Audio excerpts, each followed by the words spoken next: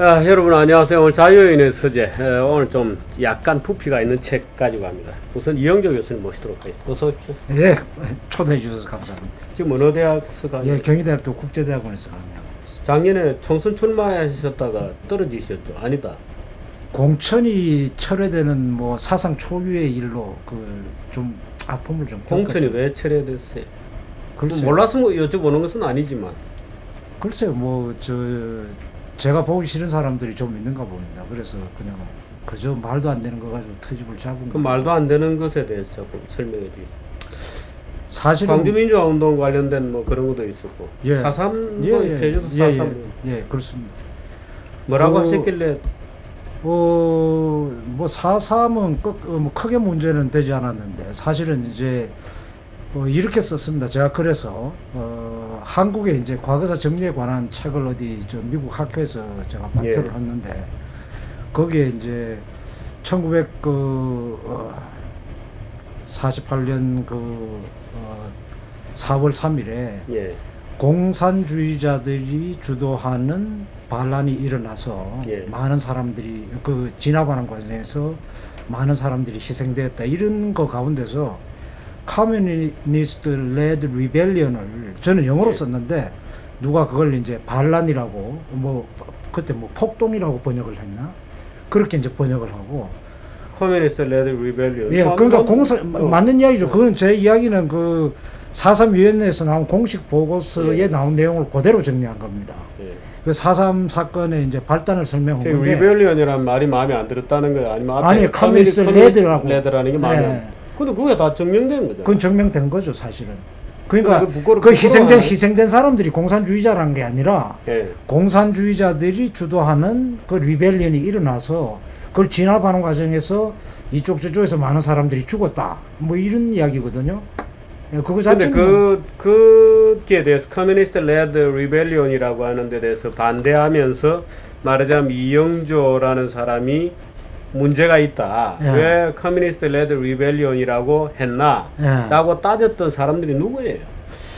사실 누가 따졌는지는 모르지만 그쪽에 무슨 제주도의 일부 시민들 가운데서 일부였고. 제주도 출마하신 건 아니죠? 아니죠. 근데 일부였고 그 나머지 분들은 사실 별로 크게 문제를 삼지 않았어요. 그 나중에 제가 거기 유족 회장님하고도 통화를 하고 이랬는데. 근데 오히려 그 문제 삼은 사람들이 사실은 뭐라 그럴까, 커뮤니스트라는 말에 무슨 레드 컴플렉스를 가지고 있었던 분들인가요? 모르겠습니다. 그런지도 모르죠. 근데 사실은 직접적으로 당사자들보다 그 문제를 일으킨 사람들은 딴 사람들인 거예요. 당사자들도 아니고. 저는 그렇게 봅니다. 그게 논문에, 예를 들어서 이영조 교수님 쓰신 논문에 그런 귀절이 있다는 것을 누가 애써 찾아내지 않으면 잘 몰랐을 텐데. 그거는 원래 그 이야기를 쓴 거는 저희 그 위원회에 있던 직원 한 사람이 한겨레 신문의 객원 기자의 신분이었는데, 이미 제가 위원회에 있을 당시에 그걸 아주 이상하게 그 단어 두 개를, 그러니까 과거사위원회 광주는 반란이라고 그러니까 저는 봉기 내지는 항쟁 이런 뜻, 리볼트라고 했죠.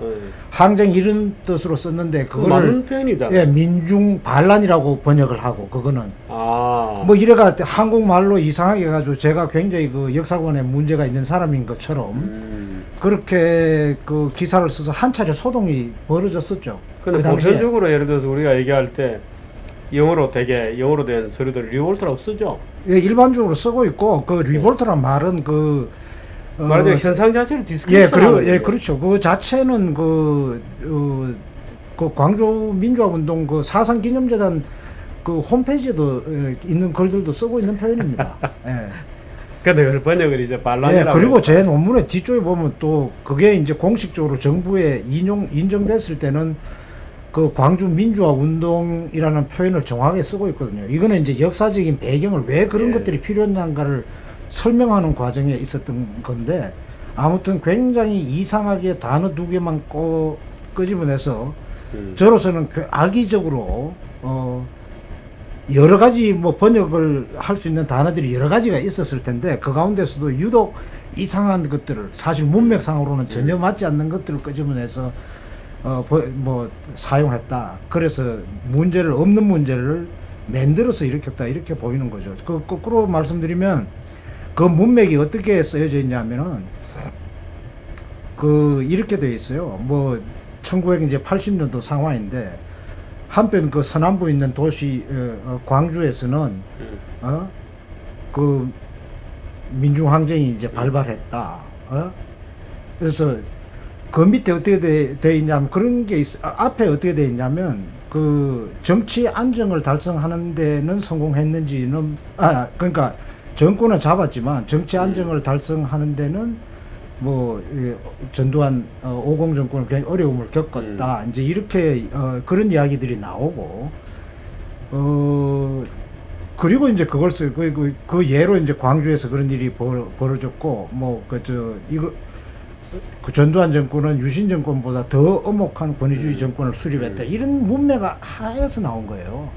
그러니까 그걸 무슨 반란 이렇게 쓸 수가 없는 거지 사실. 그런 뜻이 아니라는 거는 삼척 동자도 알만한 그러니까 누군가가 이 교수님을 표적으로 삼고 있었습니다. 글쎄 누군가인지는 모르지만 적어도 그 글을 쓴 사람은 그랬었다고 봐야죠.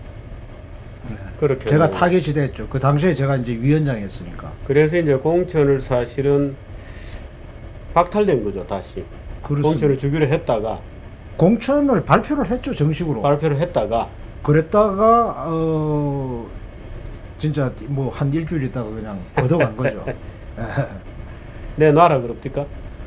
아니요, 그런 뭐 이야기도 없었고, 뭐 한 30분 전에 누가 전화를 해서 그냥 물러날 생각이 없는데, 내가 잘못한 게 없네, 왜 물러나냐. 예. 물러날 이유가 하나도 없다 그랬더니만, 그냥 30분 뒤에 공천 처리한다고 발표를 했더군요. 저는 이제 직접 본 건 아니고 차 안에서 그 소식에 접했는데. 그렇게 하는 거군요, 정치판에서는. 예, 그런가 봅니다. 저는 과거에 그런 일이 없었기 때문에 설마 뭐 약간 분쟁이 좀 시끄러워도 그게 오히려 제 생각엔 그 노이즈 마케팅이 되고 있다 이렇게 생각했죠. 그래서 확실하게 이제 뭐 야당 후보하고 격차를 좀 벌릴 수 있는 기회가 왔다.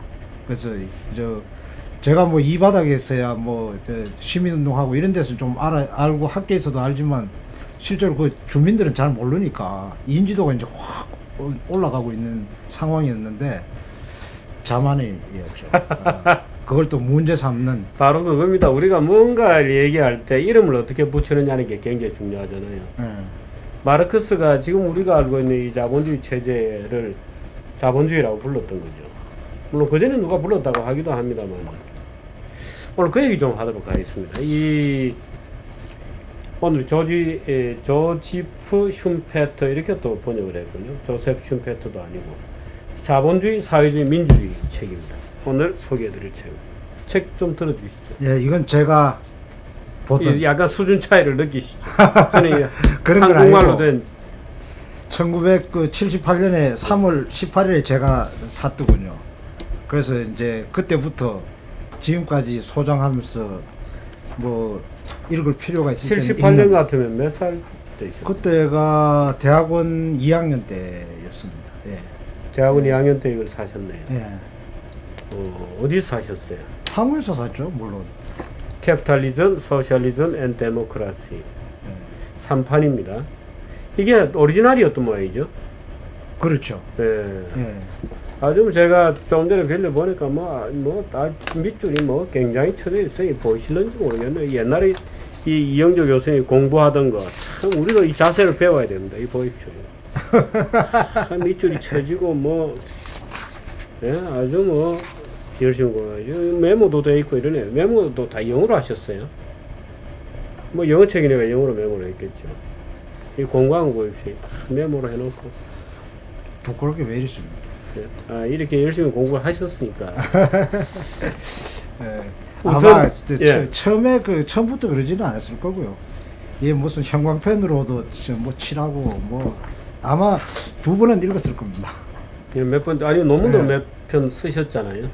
예, 우선 이 책의 내용의 골자부터 좀 소개해 주시죠.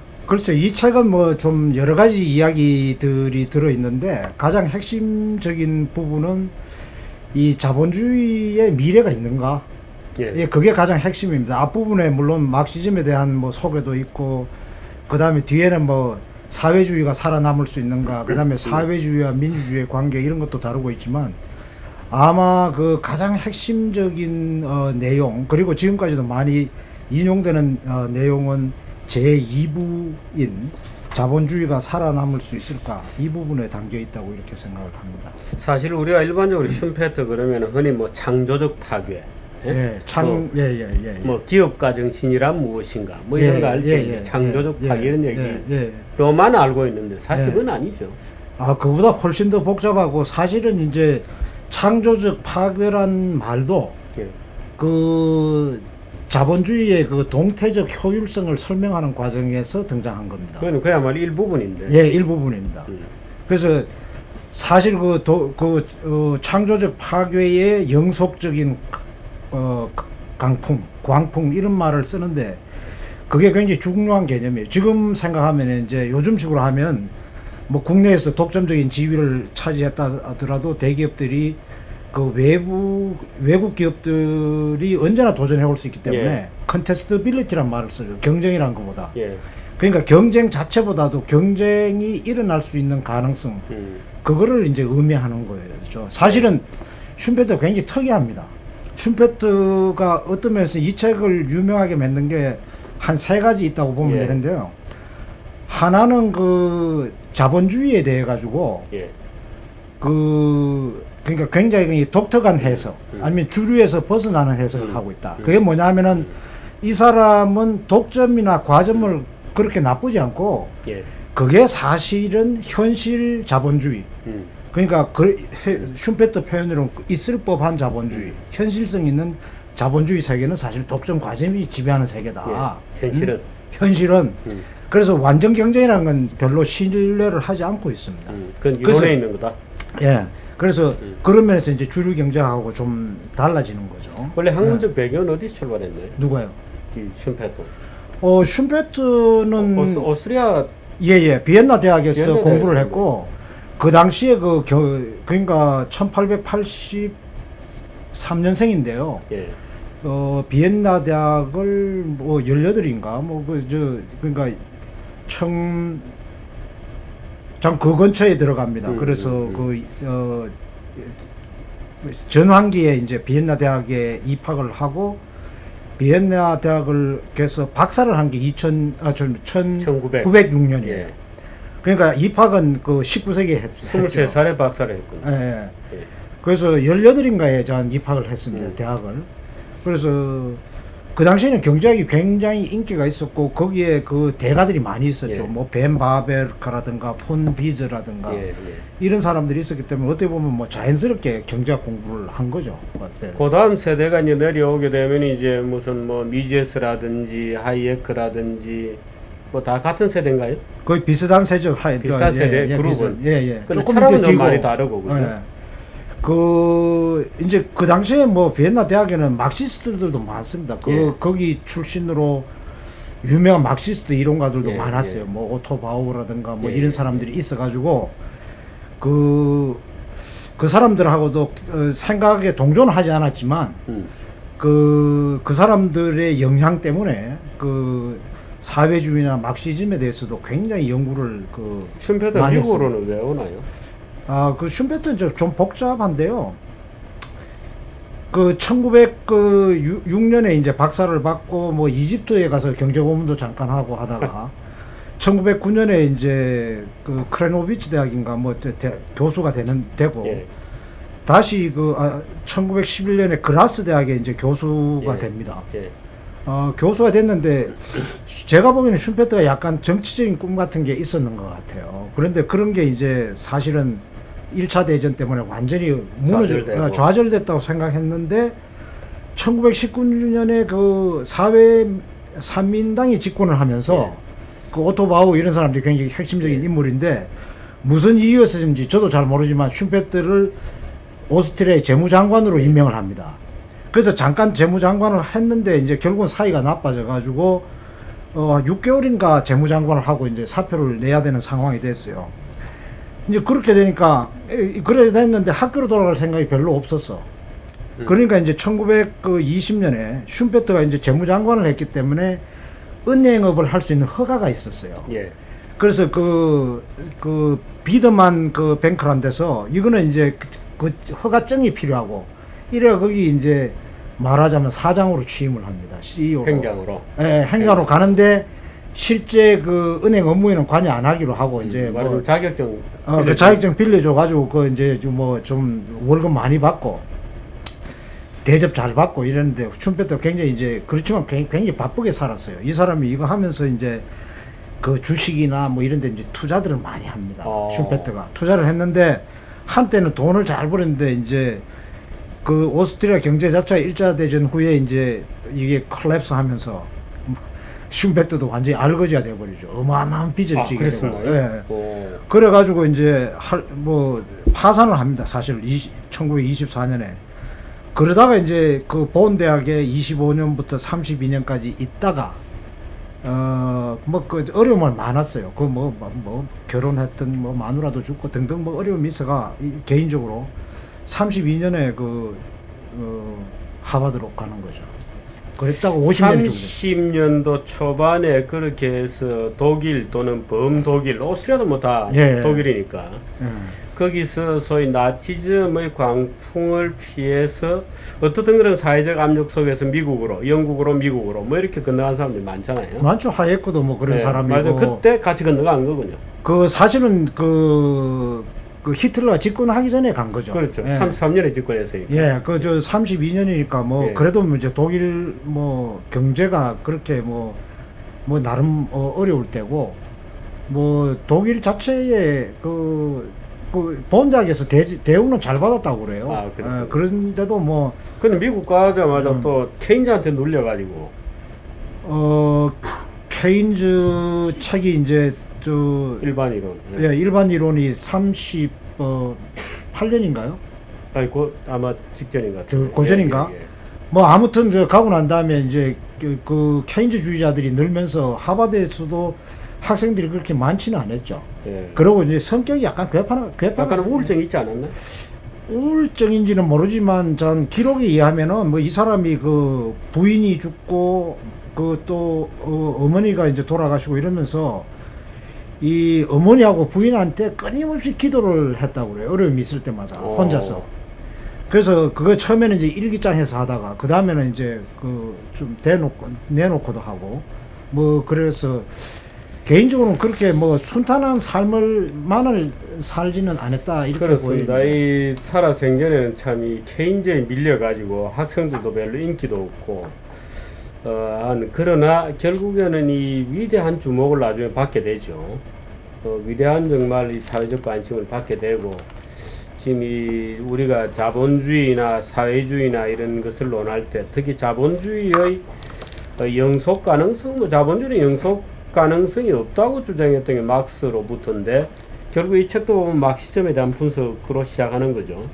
그러니까 막시즘을 소개하는 그러니까 어떻게 보면은 이제 그 막시즘을 일종의 이제 종교라고 생각합니다. 그래서 막스 더 프로핏 예언자 막스 뭐 그 소제목 보면 그러다가 이제 막스 디 소시올로지 사회학자 막스 그래서 사회학자로서의 막스를 그 슈페트가 굉장히 높이 평가했어요.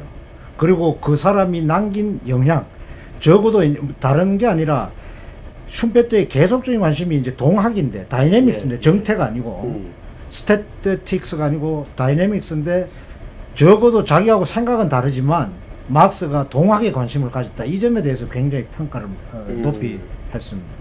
아무튼 뭐 두 사람 다 자본주의의 그 발달이나 역사나 그다음에 미래에 대해서 관심을 가진 거는 공통된 관심이 있었던 건 틀림없는데 그 논리는 완전히 다릅니다. 어떻든 이 슈페트는 자본주의가 지속 불가능하다고 본 거죠. 그러니까 그 슈페트가 생각하는 그 개인 기업가형 자본주의의 미래가 밝지 않다고 생각한 거죠. 그러니까 슈페트가 생각하는 자본주의는 굉장히 편협합니다. 자세히 읽어보면. 말하자면 우리가 원초적으로 생각하는 말하자면 작은 기업가에 의해서 직접적으로 관리 통제되는 조그만 회사. 예, 예.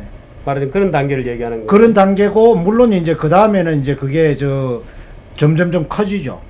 그래서 이제 기업형, 예, 법인형. 법인형 자본주의, 코퍼레이트 캐피탈리즘으로 바뀌는데, 이 바뀌는 과정에서 사실은 자본주의가 그 생명력을 잃어간다는 겁니다. 근데 그 이유는 자본주의가 내부적인 어떤 효율성이 떨어지거나 자본주의가 그런 문제가 있어서 살아남지 못하는 건 결코 아니라고 이야기를 해요.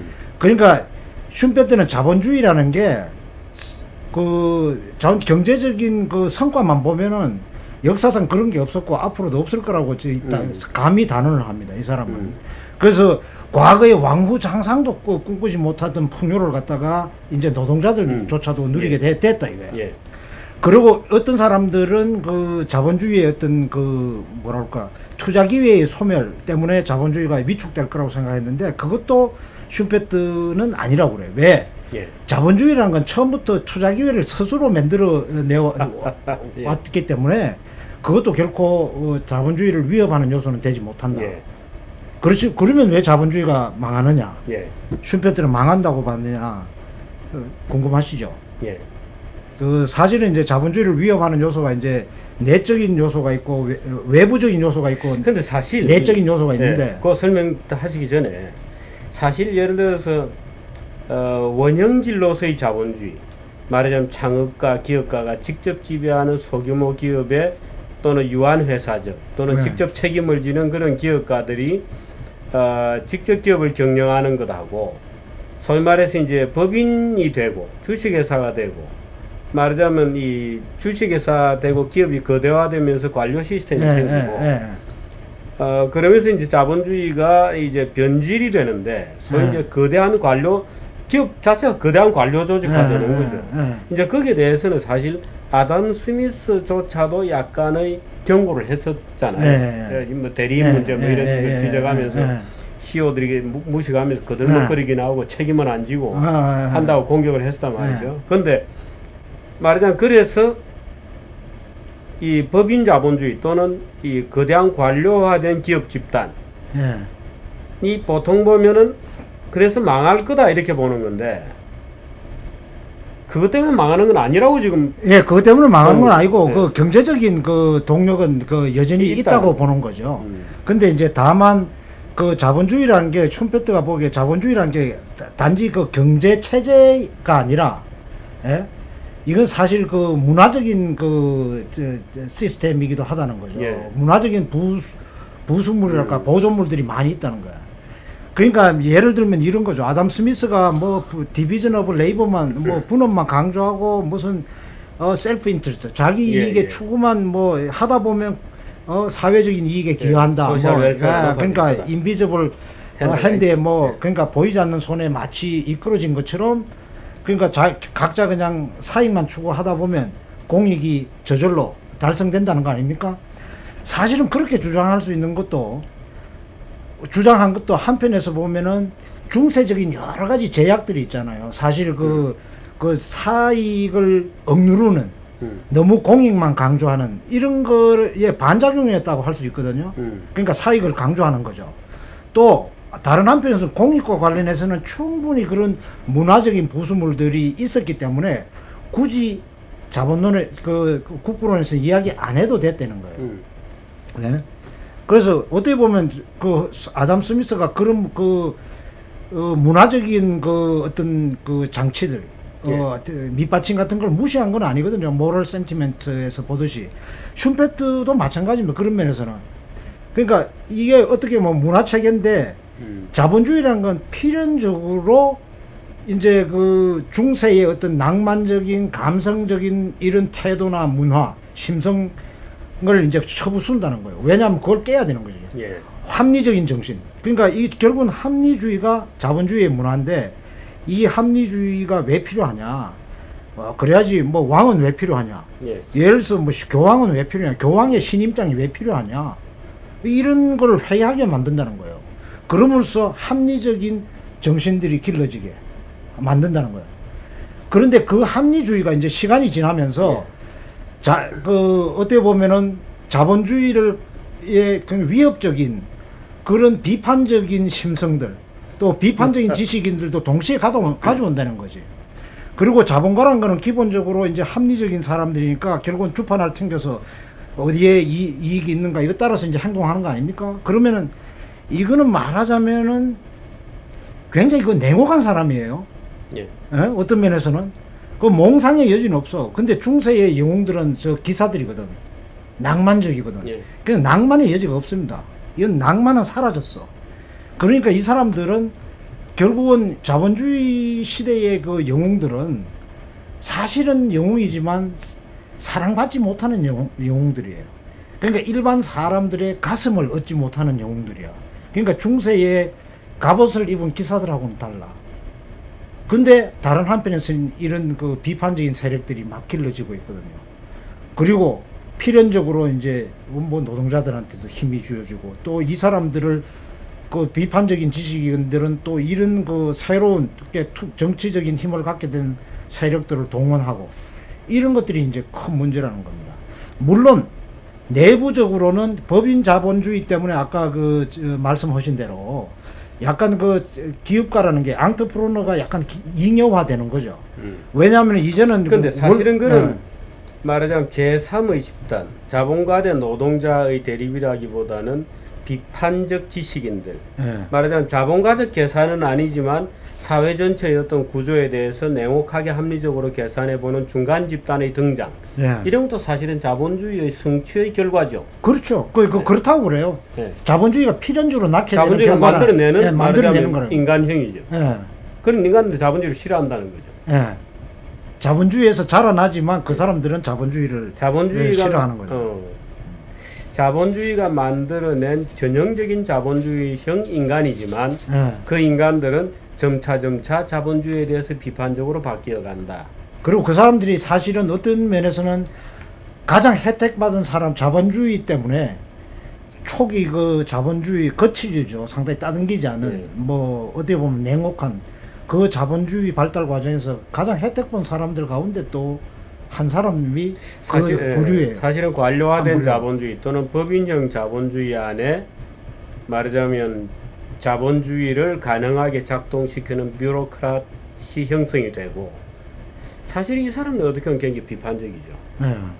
비판의식도 있고 지식계급이고 말하자면 그 지식으로 대주주에게 봉사해 왔지만 언제나 반기를 들 가능성이 있죠. 강남좌파들인가요? 그러니까 그 가운데는 이제 법인 자본주의 세계 속에 들어가서 체제 수능적으로 이렇게 행동하는 사람들도 있는 것이고 또 일부는 그 교육받은 사람들 가운데 지적 엘리트들 가운데 대학 교수들이 뭐 인텔렉추얼들 가운데는 그 인텔렉추얼이라는 표현을 쓰죠. 이 지식인이라는 표현을 쓰는데 이 가운데 또 상당수는 이제 비판적인 지식인들이 되는 거죠. 강단 좌파입니다. 그죠? 뭐 꼭 강단이 뭐 국한될 것 같지는 않은데요. 뭐 여러 가지 형태로 존재할 수 있겠죠. 뭐 사실 시민 운동 안에 있을 수도 있고 뭐 학교 같은 데 있을 수도 있고 각종 문화 선정 기관에 다 들어가 있을 수 있죠. 우리나라에서는 강남 좌파 이렇게 쓰잖아요. 근데 프랑스에서 뭐라고 하는지 아세요? 글쎄요, 저는 캐비어 좌파. 아주 적절한 표현이에요. 또는 샴페인 좌파. 뭐 샴페인은 그래도 보편화되어 있으니까 캐비어 좌파가 상당히 그 본질을 꿰뚫는 것 같습니다. 캐비어 좌파. 캐비어 먹어가면서 이제 자본주의를 공격하는 거예요. 그렇게 해서 자본주의가 끝나고 사회주의로 넘어간다고 보는 겁니까? 근데 제가 아까 말씀대로 그 자본주의는 상당히 편협하게 생각했다면 다른 한편 사회주의는 굉장히 포괄적으로 생각한 것 같아요. 슈페트가 이야기하는 사회주의는 사실은 그 경제 활동에 대한 통제가 사적 영역에서 그러니까 슈페트는 사적 영역이란 말을 써요. 시장이란 말을 안 쓰고 사적 영역에서 공적 영역 그러니까 국가로 이제 넘어가는 간 체제 경제 체제를 사회주의라고 부르는데 그렇게 보면은 생산수단을 누가 가지고 있는가 가지고 통상 우리가 구분하잖아요. 그래서 슈페트가 생각하는 사회주의는 그런 사회주의는 아니다.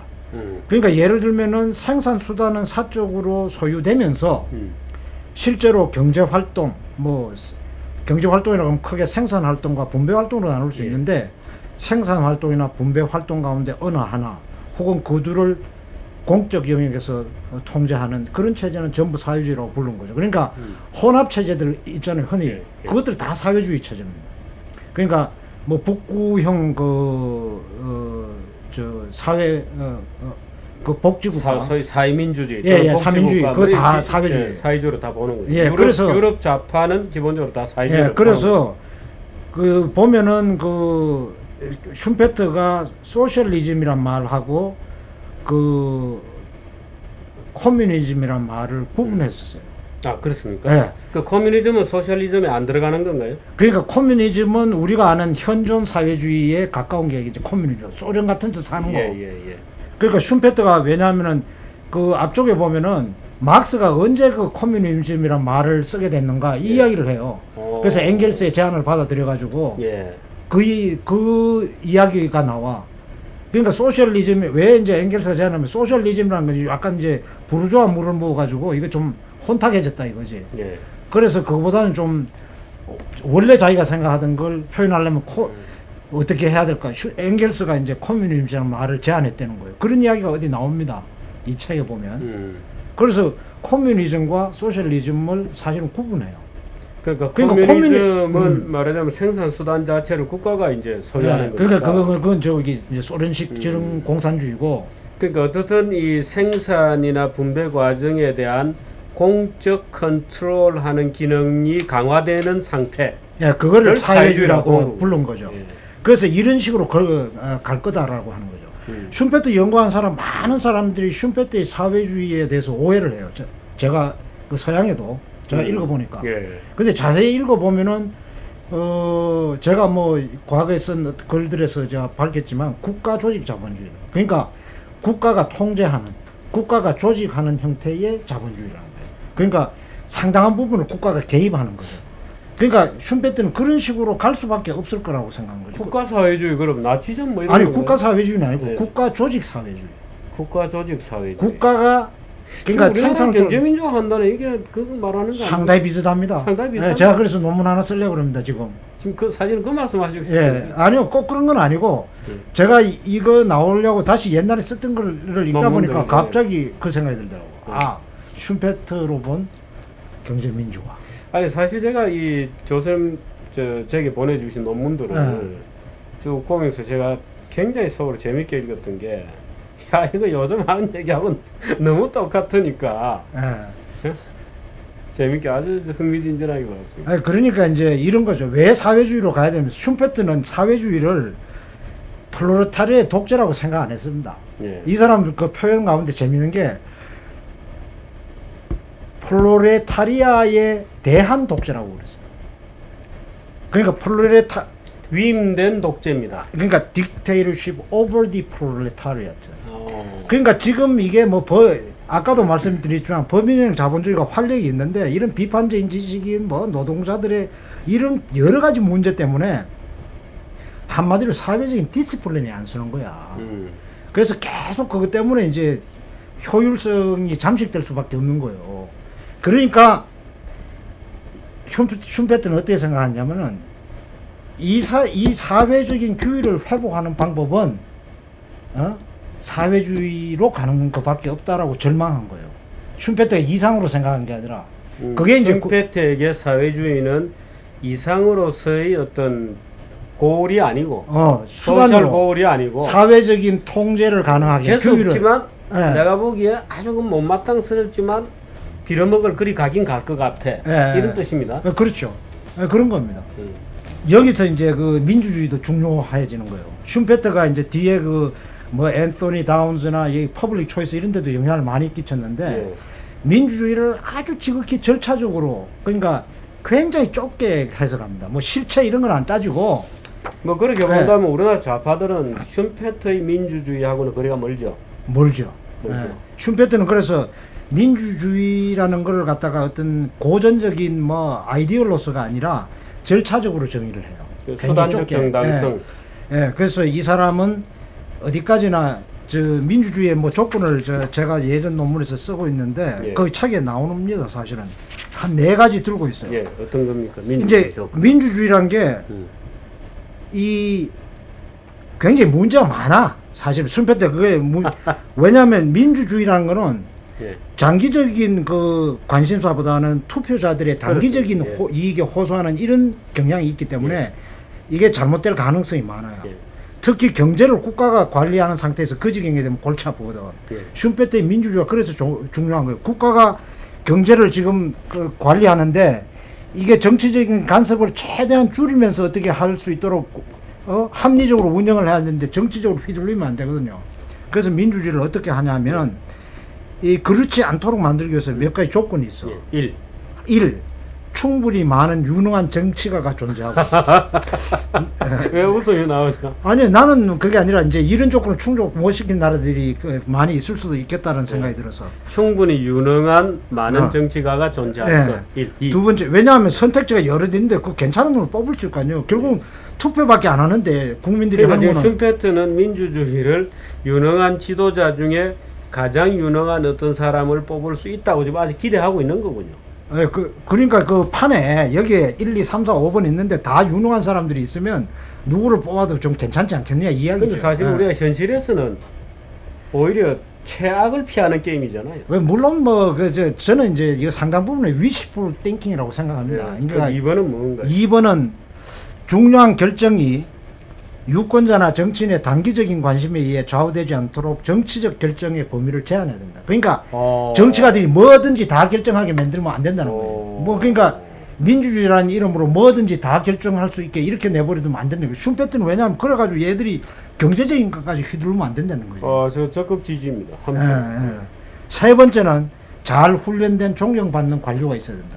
왜냐하면 그 사람들이 결국은 이거 경제를 운영하니까.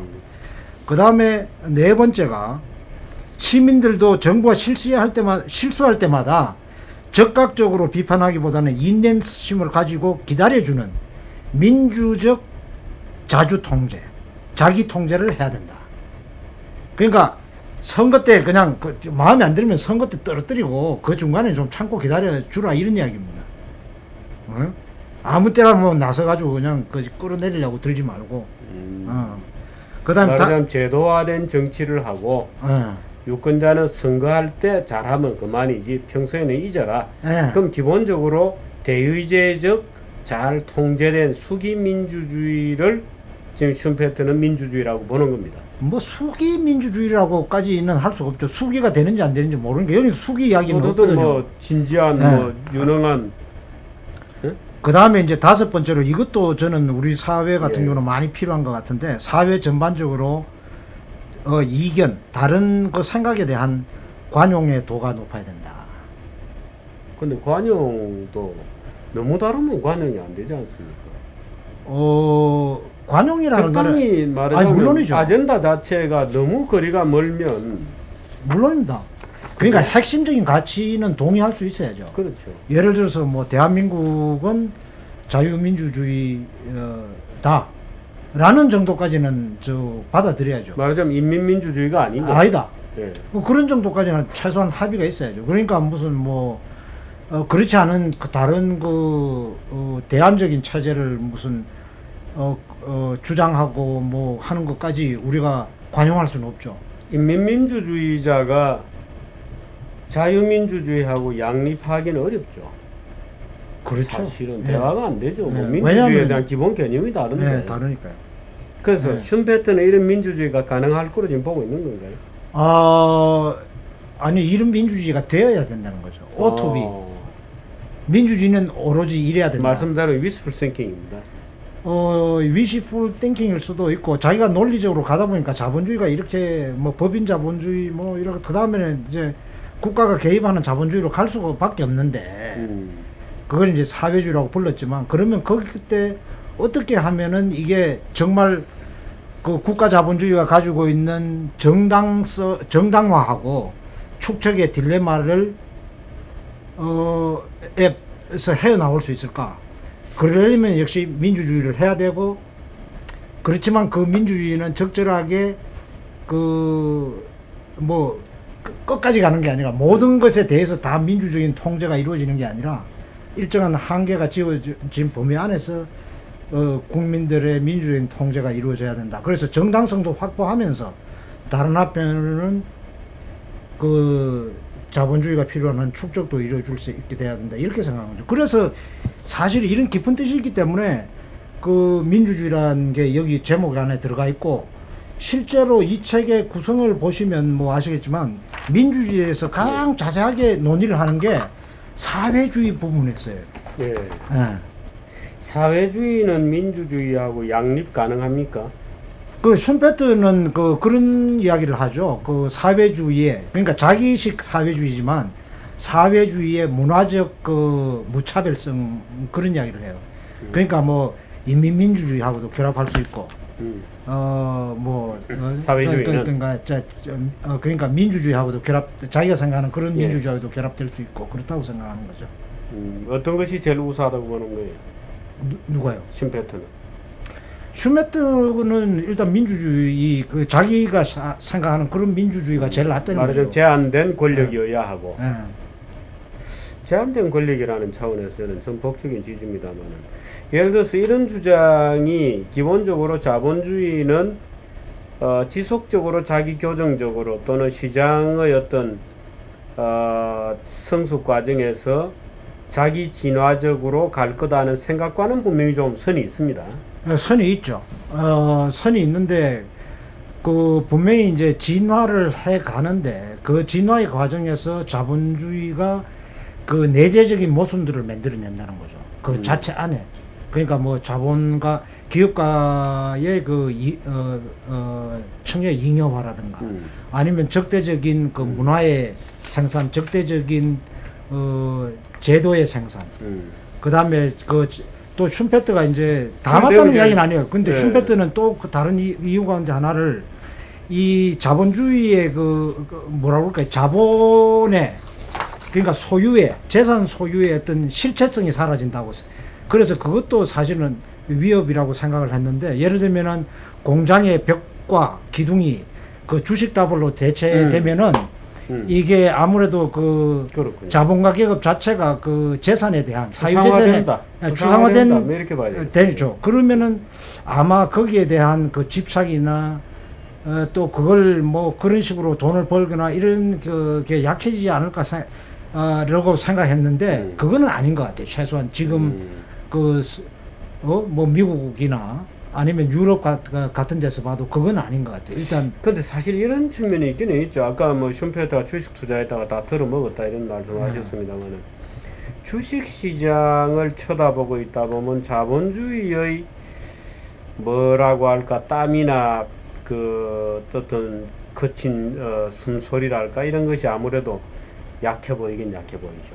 그렇게 되죠. 그래서 모든 것이 숫자화되어 보이고 그렇죠. 추상적인 뭔가로 느껴지는 거. 재산 뭐 자체가 진짜 이 뭐 주식 다발도 아니고 지금 같으면은 주식 자체도 뭐 뭐 숫자로 그냥 표현되는 거죠. 숫자로 돼 있고 뭐 이거 자체는 또 어디 보관돼 있거나 아니면 심지어 뭐 언제 한번 보지도 않는 경우도 많죠. 주주가 요즘 주식을. 주식 자체가 묶어낸 종이가 없는 주식도 많습니다. 그 맞으니까요. 근데 실제로 2차 대전이 끝나고 60년대, 70년대를 지나오면서 소위 이 시장 경제 또는 자본주의적 생산 질서에 대한 사회주의적 통제, 특히 60년도 말 유럽의 68 문화혁명 지나면서 사회주의적 통제가 만연하게 된 거죠. 말하자면 슈페트 예언이 맞아 떨어진 건가요? 이미 그 이전부터도 예. 어떻게 보면은 2차 대전 이후에 서구에 아마 미국과 영국 정도를 제외하고 다른 나라의 그러니까 우리가 선진국이라고 일컬어지는 선진 산업 국가에서 채워진 그 정치적 경제 시스템은 사실은 조직 자본주의입니다. 국가 조직 자본주의. 실제로 그러니까 제가 국가 조직 자본주의라는 건 제가 쓴 말이 아니라 이미 저 이전에는 아닌지 모르지만 저하고 비슷한 시기에 전후 유럽의 자본주의를 오거나이즈드 캐피탈리즘이라고 이렇게 칭한 사람들이 있습니다. 조직된 자본주의. 예. 근데 국가 조직 자본주의하면 영어로 어떻게 하나요? 스테이트 오거나이즈드 캐피탈리즘이라고. 근데 그 사람들 그냥 스테이트 빼버리고 오거나이즈드 캐피탈리즘이라고 그러는데 그걸 실제 내용은 똑같아요. 소셜리즘하고 같은 말로 쓰고 있습니다. 어디가요? 그러니까 오거나이즈드 캐피탈리즘을 유럽 사람들이 소셜리즘하고 같은 말로 쓰고 있는. 아니요, 소셜리즘하고 똑같은 말로는 안 쓰죠. 대개 이제 그 통상적으로 생각하는 소셜리즘은 우리가 이제 뭐 생산 수단을 그 국가가 소유하는 그런 걸 소셜리즘이라고 하고. 이제 유럽형 3인당. 예, 그러니까 유럽형 저 혼합 정치 경제 체제 이거를 이제 오거나이즈 캐피탈리즘이라고 부르는 거죠. 근데 이제 개별 국가 단위로 보면 유럽 국가들이 3인당으로 속속 항복을 해가지고 체제 전환들이 일어났는데, 오히려 또 보면 세계적 차원에서는 자본주의형 생산 방식이 오히려 주류적으로 된 거 아닌가요? 아니요, 꼭 그렇지는 않습니다. 저는 조금 다르게 보는데, 자본주의라기보다는 이제 특정한 그 생산 양식, 포드주의적 생산 양식, 기술적 측면에서 그런 거는 이제 세계적으로 전파가 됐던 거죠. 근데 사실은 이제 그 다른 측면에서 보면 그 케인즈주의적 그 복지국가가 사실은 그 자본가와 노동자 사이의 계급 타협을 유도하는 그런 형태였고요. 또 뭐 북구 같은 데는 이제 그 지체주의죠, 코퍼러티즘 쪽 이런 이제 지체주의라고 얘기하나요? 예. 저는 지체주의라고 합니다. 왜냐면 그게 원래 이제 몸을 뜻하는 라틴어에서 코퍼러티즘이라고 얘기하면 우리가 지금 보통의 경우는 조합주의 이렇게 번역해요. 예. 그 이제 뭐 조합주의, 지체주의 논쟁은 잠깐 원래로 돌아가면요. 예. 그래서 그런 식으로 이제 그 전후 자본주의 체제가 이제 황금기를 누리다가 70년대 이후에 이제 급속하게 그 위기를 맞거든요. 이윤율이 급격하게 뭐 저하되고 뭐 이러면서 이제 그 국내에서 또 자본주의 발달 시기로 보면 2차 대전 이후 시기는 굉장히 독특합니다. 자본이 어떻게 보면 국내에 갇혀있던 시기예요. 예? 그래서 국내에서 이제 독과점적인 지위를 차지하고 이윤을 확보하고 이러다가 그게 떨어지면서 이제 70년대부터 그러니까 다른 나라로 진출하게 된 국제화 또 세계화 이런 것들이 이제 세계화라는 것도 어떻게 보면 조직 자본주의의 위기에 대응한 거고, 이런 세계화의 이론적인 근거가 된 게 이제 자유주의, 네오리버럴리즘 이렇게 된 거죠. 이 조직 자본주의, 말하자면 국가의 공적 통제가 사적 소유 구조 위에서 공적 통제가 이루어지는. 이제 그런 상태는 필연적으로 이윤율의 저하를 불러오나요? 필연적으로는 아니지만 이거 이제 일반적 경향성이 있나요?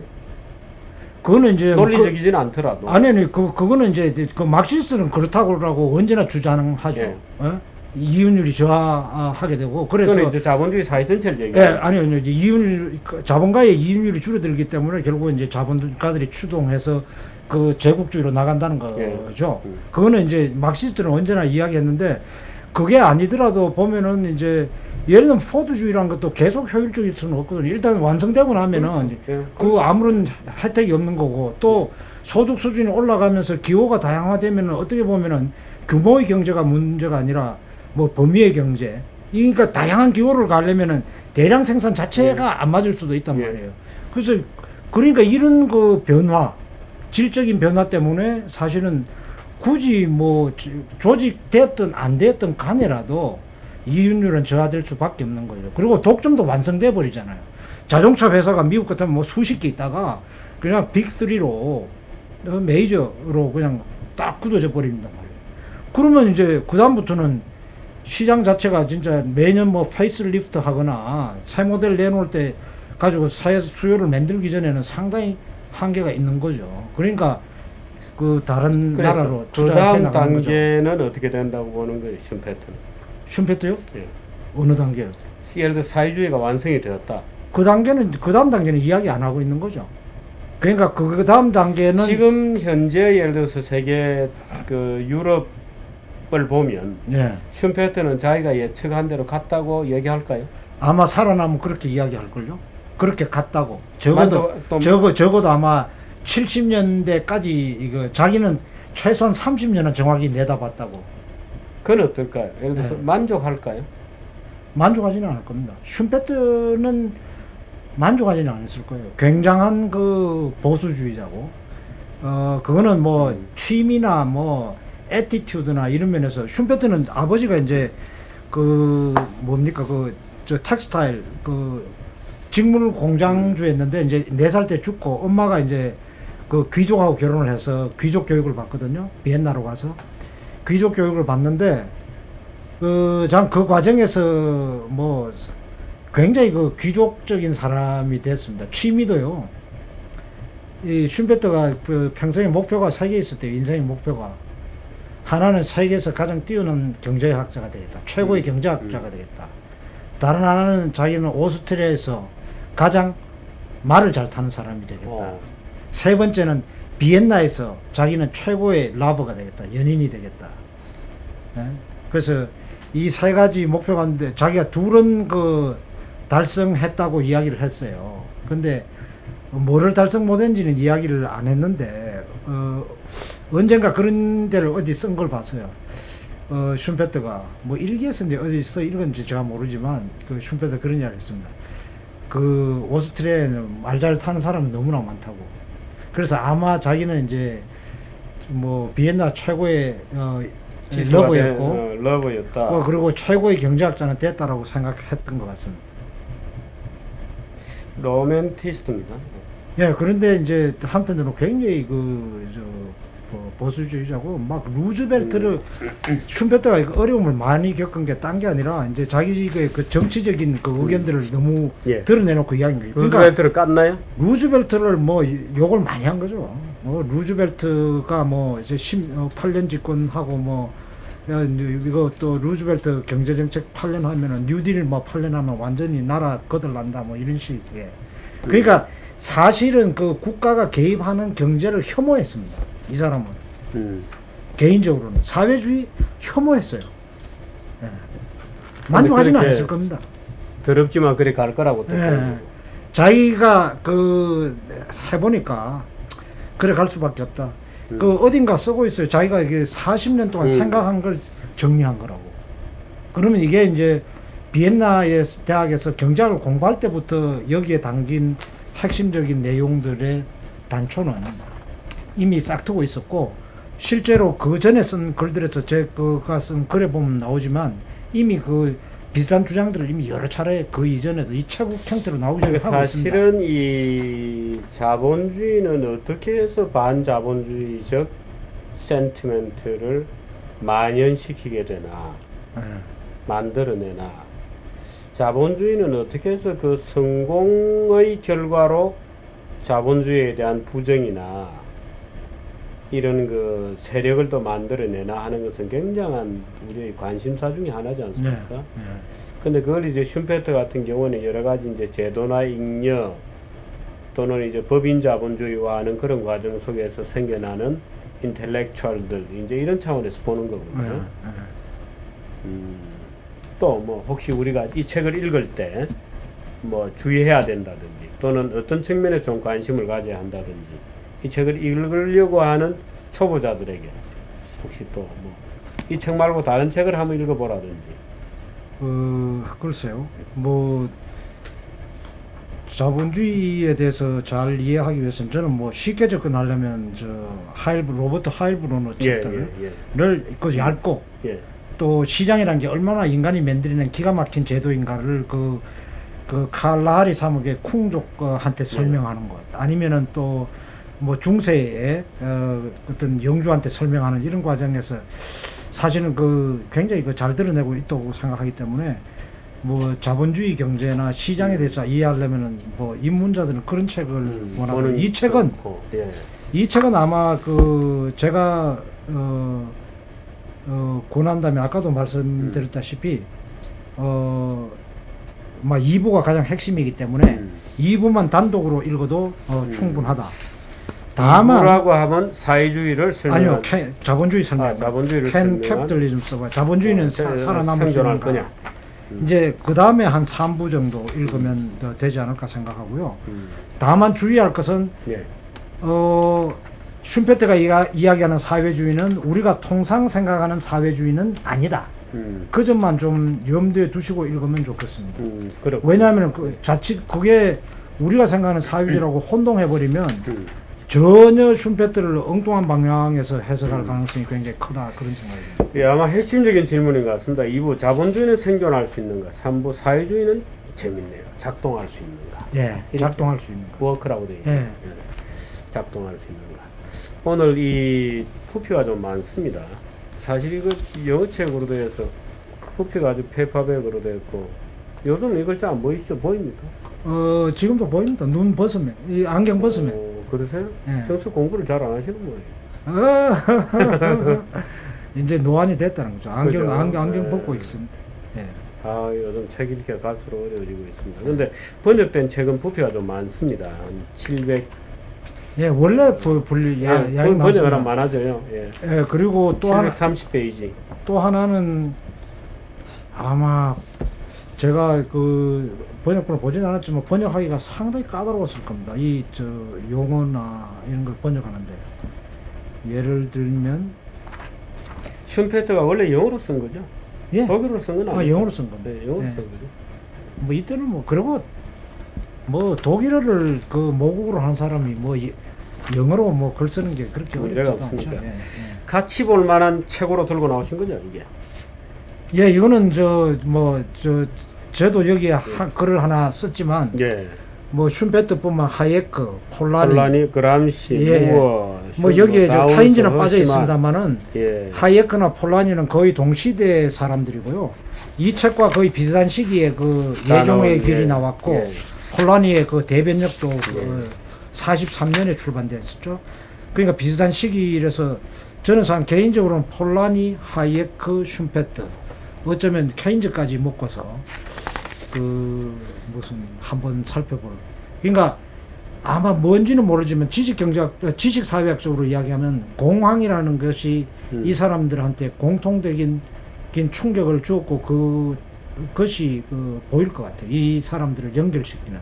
근데 하이에크, 폴라니나 슈페트는 이제 읽을 수 있는데, 사실 케인즈 같은 경우에는 사용하는 언어가 좀 다르기 때문에 조금 이제 경제학적 수련이 있어야 좀 읽을 수 있을 것 같아요. 그러니까 읽는 사람은 그렇고, 그렇습니다. 이제 제가 글을 쓰면 이제 조금 다르게 쓸 수가 있지 않겠느냐. 그래서 뭐 지금은 사실 슈페트도 경제학자를 읽지도 않습니다. 그래서 크리에이티브 디스트럭션 뭐 그것만 알고 있지. 경영학 하는 사람들, 뭐 앙트프러너십 그것만 기억하지, 실제로 읽는 사람들은 제가 주변에서 못 봤던 사실 것 같아요. 슈페트의 그 앙트프레니어십하고 창조적 파괴라는 것은 거의 뭐 이제 경영학 쪽으로 내려와서는 또 완전히 새로운 이제 학문 영역을 구축한 거죠. 예, 그러니까 뭐 예를 들면은 이제 슈페트가 그 독점인데도 왜 효율성을 유지하나 이야기를 했거든요.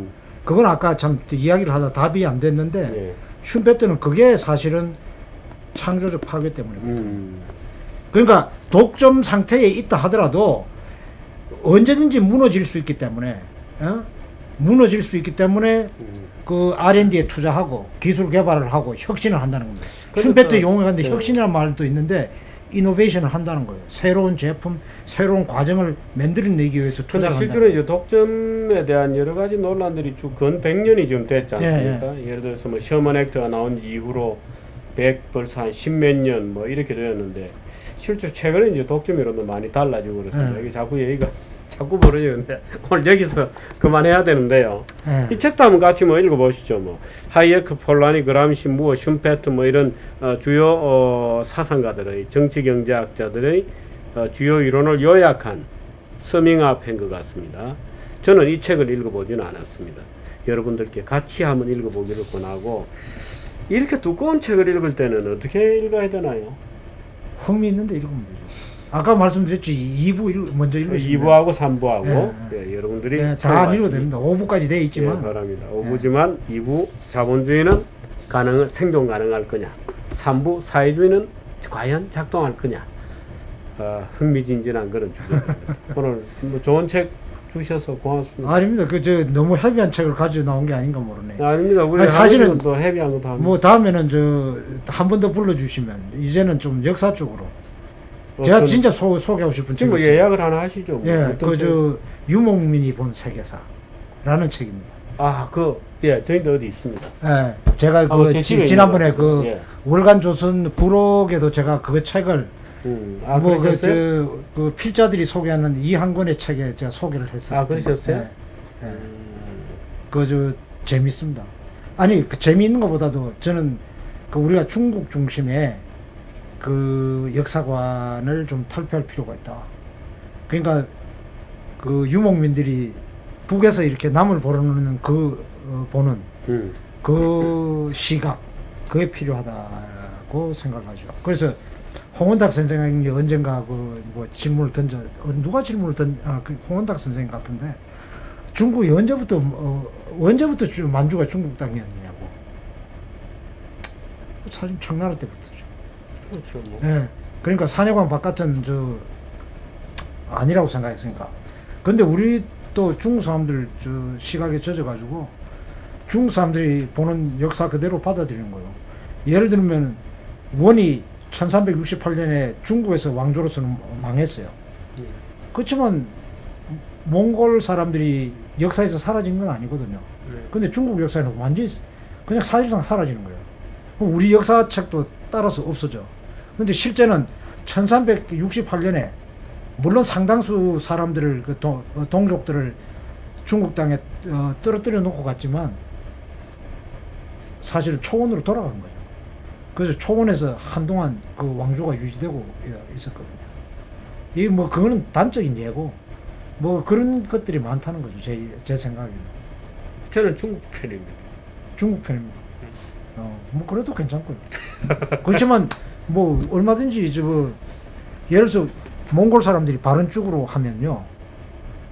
그건 오른쪽이란 뜻도 있지만 서쪽이란 뜻도 있어요. 서쪽이죠. 네, 그러니까 걔들이 내려다 볼 때는 그렇지. 예. 그러니까 여기를 내려다 바른 쪽으로 보니까 하면 서쪽이죠. 그러니까 바른 쪽으로라는 말이 몽골 말에 있어요. 바른 쪽으로.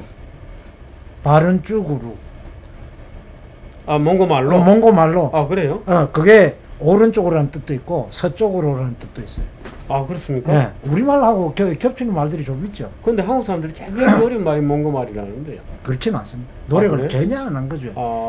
단어만 익히면 할 수 있는 지금 게 배우러 다니는 친구들이 네. 노력을 전혀 안 해서 그렇게 저는 울란바토르 대학에서 꼴찌만 한다. 저는 그렇게 생각하죠. 몽골 사람들 한국 와가 노동자 하면서도 금방 우리말 배우는데. 그렇습니까? 네.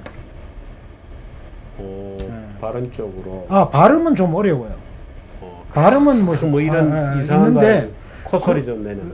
코소리는 거의 코 뒤로 바람 빠지는 소리. 이런 목에서 이제 후두에서 나오는 소리들이 있긴 한데 그건 우리말도 옛날에 있었던 것 같거든요. 앞에 우물라도 있고 그래서 우리 순경음 이런 거. 제가 보기에는 노력을 안 해서 그렇지 않는가 싶은데, 왜냐하면 조사가 일단 거의 똑같습니다. 그래요? 네. 거기도 굴절입니까? 아니, 우리하고 같은 알타이어잖아요. 너무 무식한 얘기를 하나요? 우리하고 같은 알타이어잖아요. 네, 그렇습니다. 그러니까 한 뿌리에서 오다가 어디 중간에서 갈라진 거죠. 네. 자, 보겠습니다. 사실 몽골이 한두 나라가 아니지 않습니까? 유목이라는 게. 그죠? 자본주의, 사회주의, 민주주의. 저는 이 책을 보고 이영조 교수님은 이 책을 보시고 수준 차이가 좀. 네, 오늘 여기까지 하겠습니다. 오만이었죠. 뭐라고? 영어책에 도전하는 건 오만이었다고.